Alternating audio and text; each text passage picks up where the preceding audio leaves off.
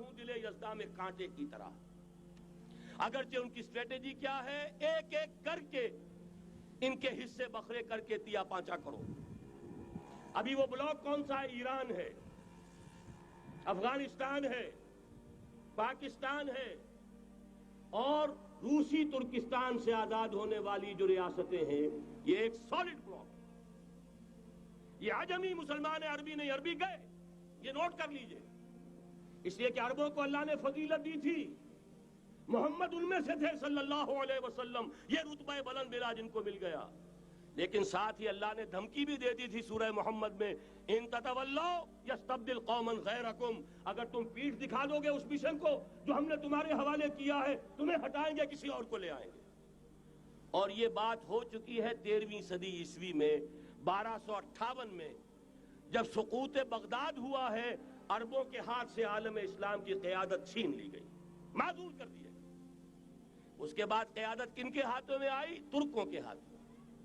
Terken تیموری ہندوستان میں، Terken صفوی Iran میں، Terken Seljuqi middle asset میں، اور ترکان عثمانی کا تو کہنا ہی کیا ہے. وہ ایشیا مائنر سے چل کر آپ کو معلوم ہے کہ مشرقی یورپ کا کتنا بڑا علاقہ، دی گریٹ آٹومان امپائر اس صدی کے آغاز تک قائم تھی. اس صدی میں عجیب عجیب معجزے ہوئے ہیں.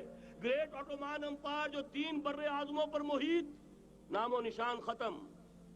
The great U S S R, نام و نشان ختم. اب تو روس صاحب ایک ملک کی حیثیت سے رہ گئے. یہ اس صدی میں دو اور وقت نہیں ہے میں اور آپ کو کیا بتاؤں. اس صدی میں تو بڑے بڑے عجیب عجوبے ہوئے ہیں. بڑی بڑی 2 عظیم جنگیں ہو چکی ہیں، تیسری جو ہے سر پر کھڑی ہے، دور نہیں ہے، جس کو حدیث میں کہا گیا ہے الملحمۃ العظمی، تاریخ انسانی کی عظیم ترین جنگ، اور وہی صلیبی جنگ جس کا آغاز بوسنیا سے ہو چکا ہے. بہرحال اس وقت جو میں کہہ رہا تھا، ورنہ میرے پاس تو یعنی یہ کہ درد دل کہنے کے لیے وقت نہیں ہے، مجھے اپنی بات کو محدود کرنا پڑ رہا ہے. لیکن میں اب آ رہا ہوں اصل موضوع کی طرف، کہ ایک امکان تو یہ ہے کہ اس بلاک میں اسلام کا احیاء ہو، اور اس کے لیے کچھ نویدیں بھی موجود ہیں احادیث نبویہ میں. وہ تو آپ نے سنا ہوگا اقبال کا شعر، میرے عرب کو آئی ٹھنڈی ہوا جہاں سے، میرا وطن وہی ہے، میرا وطن وہی ہے.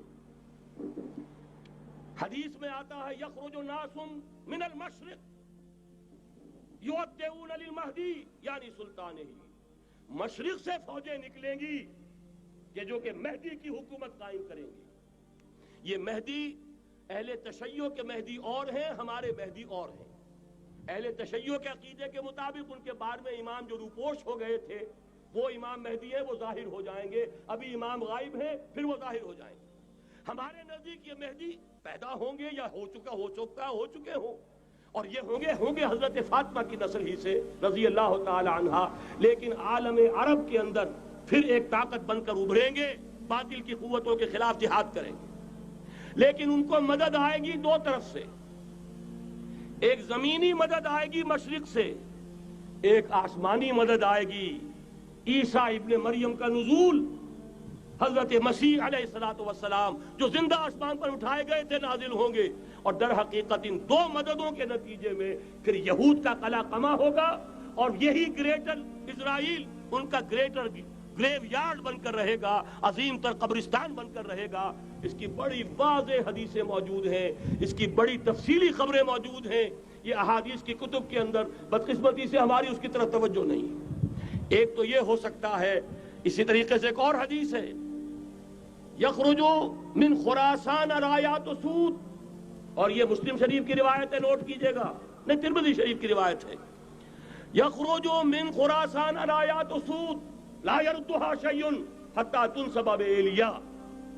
اور خراسان حضور کے زمانے میں آج کے افغانستان کا نام تھا. یہ افغانستان میں جو جہاد ہوا ہے، غلطیاں ہوئی ہیں اور غلطیوں کا خمیازہ بھگت رہے ہیں. یہ تو اللہ تعالیٰ کی سنت ہے جس میں اللہ نے صحابہ کو بھی ایگزمپٹ نہیں کیا، غلطی کی سزا دی ہے. 35 صحابہ کی غلطی غزوہ احد میں ہوئی، جہاں سے حکم تھا کہ مت ہٹنا، 50 میں سے 35 ہٹ گئے. نتیجہ کیا نکلا؟ فتح شکست میں بدل گئی. 70 صحابہ شہید ہو گئے. اللہ تعالیٰ نے فرمایا وَلَقَدْ صَدَقَكُمُ اللَّهُ وَعْدَهُ إِذْ تَحُسُّونَهُم بِإِذْنِهِ حَتَّىٰ إِذَا فَشِلْتُمْ وَتَنَازَعْتُمْ فِي الْأَمْرِ وَعَصَيْتُم مِّن بَعْدِ مَا أَرَاكُم مَّا تُحِبُّونَ۔ مسلمانوں، ہم سے گلہ نہیں کر سکتے، ہم نے اپنا وعدہ سچا کر دکھا دیا تھا جبکہ تم انہیں گاجر مولی کی طرح کاٹ رہے تھے، لیکن جب تم ڈھیلے پڑ گئے، تم نے ڈسپلن کو توڑا، تم نے اختلاف کیا تو سزا دیا۔ تو اگر صحابہ کرام رضوان اللہ تعالی علیہ مجمعین خیر الناس بعد الانبیاء، پوری نوع انسانی کے اندر انبیاء کے بعد بلند ترین انسان، اگر ان کی بھی غلطی کا خمیازہ جو ہے اللہ نے چکھایا، کیوں چکھایا؟ ضروری تھا، آئندہ کے لیے سبق ہو جائے۔ یہ وَلِيُمَحِّصَ مَا فِي قُلُوبِكُمْ، تاکہ تمہارے دلوں کے اندر اگر کہیں کوئی کھوٹ ہے اور پاک کر دیں ہم۔ اس لیے بہرحال غلطیاں ہوئی ہیں افغانستان میں، ایک امام کے ساتھ بیعت نہیں تھی، بلکہ بدقسمتی اور بڑھ کر یہ ہے بیعت کر کے توڑ دی۔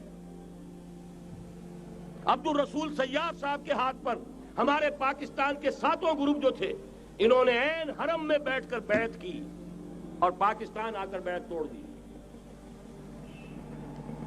سزا اس کی مل رہی ہے، آپس کی خانہ جنگی یوں ہی نہیں ہو رہی، کوئی سبب ہے، لہذا یہ سزا تو ملے گی، لیکن جتنا خون یہاں پر خلوص کے ساتھ دیا گیا ہے اس کی مقدار بھی کم نہیں ہے۔ یہاں سے خیر برآمد ہوگا۔ اور دوسری بات اپنے بارے میں نوٹ کر لیجئے، یہ پاکستان، بچا کھچا Pakistan, what remains of Pakistan, یہ اصل میں ہے کیا؟ مولانا بہت خوبصورت انداز میں فرما رہے تھے، یہ 313 نہیں تھے، اسلام تھا۔ اسی طرح نوٹ کیجئے، پاکستان نہیں ہے، 4 صدیوں کی تجدیدی مساعی کا حاصل ہے۔ آپ نے کبھی نوٹ کیا ختم نبوت کے بعد اب سب سے اونچا منصب کس کا ہے؟ مجددین۔ سنن ابی داؤد کی روایت، ان اللہ یبعث فی هذه الامہ علی راس کل 100 عام من یجدد لها دینها۔ اور نوٹ کیجئے، کوئی بات ہے 1000 برس تک سارے مجدد عالم عرب میں پیدا ہوئے، جیسے ہی دوسرا 1000 سال شروع ہوا، الف ثانی کا مجدد اعظم شیخ احمد سرہندی کہاں تھا؟ صنم خانہ ہند میں حاضر ہوا۔ میں شیخ مجدد کی لحد پر، وہ خاک کے ہے زیر فلک مطلع انوار، گردن نہ جھکی جس کی جہانگیر کے آگے، جس کے نفس گرم سے ہے گرمی اعراض۔ وہ پھر 12ویں صدی کا مجدد اعظم امام الہند شاہ ولی اللہ دہلوی، 13ویں صدی کا مجدد اعظم سید احمد بریلوی، اس کے خون کا امین اور اس کے ساتھ کے شہداء کے خون کا امین، ان کے جسموں کا امین آپ کا خطہ ہزارہ، آپ کا خطہ سوات، اس میں ان کی جانیں ہیں جو دی گئی ہیں۔